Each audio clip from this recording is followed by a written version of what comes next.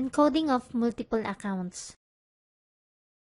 Bago mo panoorin ang video na to, mas mabuting mapanood mo muna kung paano mag-encode ng single account. Makikita mong link nito sa description box.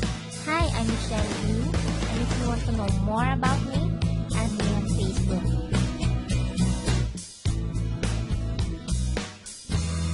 Encoding ng single account, example 1. Sa lahat ng encoding, itong pinaka-basic. Kaya importanteng mapanood mo muna ito bago ka matutong mag-encode ng multiple accounts. Kung napanood mo na yan, mag-start na tayo mag-encode ng multiple accounts. Type www.allianceinmotion.com at mag-login sa sarili mong webpage. Kung ang member mo ang magdadagdag ng multiple accounts at ikaw ang mag-encode nito bilang upline niya, wag na wag mong kakalimutan na doon ka dapat mag-login sa webpage ng member mo at hindi sa webpage mo. Gamitin nating example ngayon ng webpage ng member ko dahil siya ay magdadagdag ng 2 accounts at ako ang mag-encode nito.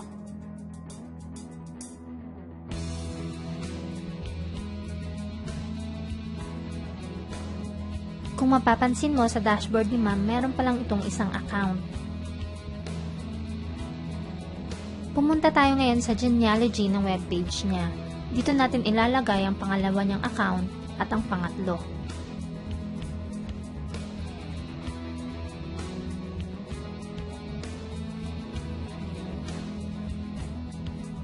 I-encode na natin ngayon ang second account niya dito sa left. Ang ID number ng first account ni ma'am ang gagamitin natin para sa sponsor at upline ID. I-click na natin ngayon ang register multiple dito sa gawing kaliwa.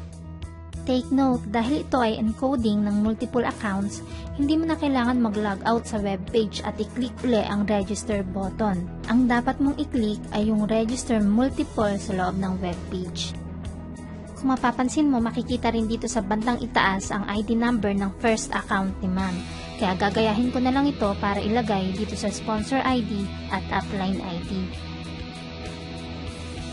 Dahil ito ay dagdag sa sariling account ni ma'am, ID number niya dapat ang ilagay sa sponsor ID. Kahit ako pang sponsor niya at nag-multiple accounts siya, siya na ang dapat maging sponsor sa lahat ng accounts na idadagdag niya. Kaya wag nating kalimutan na kapag meron tayong bagong na-invite na nag-multiple accounts, ikaw ang sponsor sa first account niya na dapat ma-encode.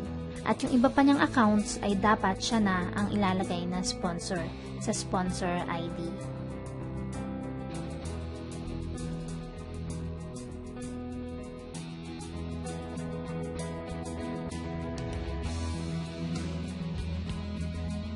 Huwag kalimutang i-double check muna ang lahat ng information na inilagay bago i-click ang register button.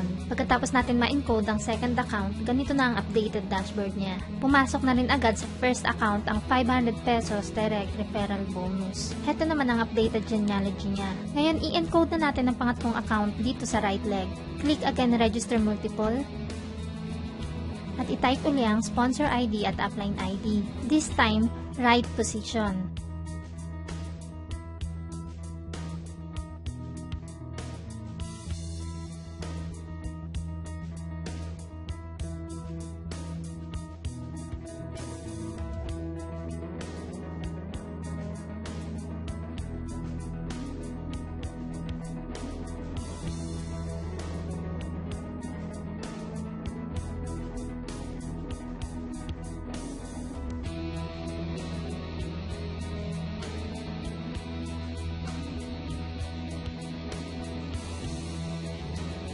Sa tuwing mag-encode tayo, merong lalabas na message na tulad nito para i-confirm kung tama ba ang name ng sponsor at upline na naka-indicate dito, pati na rin ang position.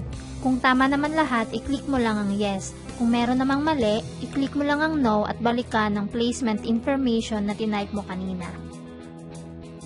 Heto na ang updated dashboard ng member natin. Meron na itong 3 accounts, so ibig sabihin, siya ay 3 multiple accounts na at pumasok na rin agad ang kinita niyang 2,500 pesos dahil sa direct referral bonus at pairing bonus.